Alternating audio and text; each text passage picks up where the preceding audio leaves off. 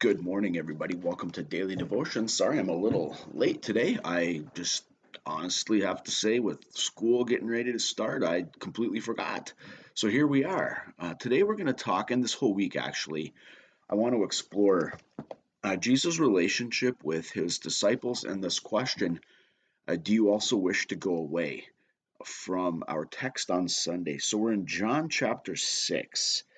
And I'm not going to read the whole thing. We've been talking about bread, and Jesus is the bread of life, and eating his flesh and drinking his blood, and all of that. So you can go back and read that for yourself. But we're going to go do John 6, and we're going to start at verse 60 as his large group disciples respond to his teaching. And I just invite you to put yourself in the place of the disciples and think about what Jesus is saying to you and the question that he's asking. When many of his disciples heard it, that's his teaching, they said, "This teaching is difficult. Who can accept it?" But Jesus, being aware that his disciples were complaining about it, said to them, "Does this offend you? Then what if you were to see the Son of Man ascending to where he was before? It's the Spirit that gives life. The flesh is useless. The words that I have spoken to you are spirit and life. But among you there are some who do not believe." For Jesus knew from the first who were the ones that did not believe and who was the one that would betray him. And he said, "For this reason I have told you that no one can come to me unless it's granted by the Father."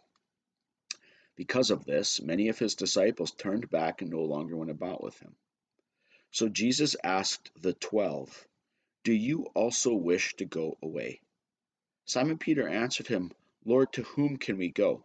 You have the words of eternal life. We have come to believe and know that you are the Holy One of God." Jesus answered them, "Did I not choose you, the 12? Yet one of you is a devil." He was speaking of Judas, son of Simon Iscariot, for he, the one of the 12, was going to betray him. So, what I want to focus on today for us in our faith journey is just Christ's question, do you also wish to go away? And Peter thinks about it and answers for the disciples, "Lord, to whom can we go? You have the words of eternal life. We've come to believe and know that you are the Holy One of God." And then Jesus says this really interesting thing. He says, "Did I not choose you?" I just like that. Christ chose the disciples to be his disciples before they ever believed, before they ever had grown in faith, before they ever had done anything to please him. And I think that's an important thing for us to think about because so often, and just to live into, so often our faith feels like it's in our own hands. And when we live in that space, what happens is we're never faithful enough, or we're never good enough, or we're never worthy enough. And you can see that in Peter going, "Lord, to whom can we go? You have the words of eternal life." And then he's saying, "We've come to believe. We believe. We believe you're the Holy One of God." And so while that's true, Jesus is saying, right, that is true, I am. But remember, I chose you.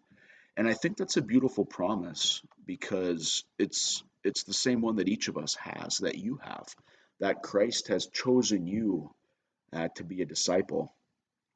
And then we can start to live out of that and claim that promise and live from that space rather than our own faith, rather than our own choosing of Jesus. We live out of Jesus' choosing of us and ponder what that means.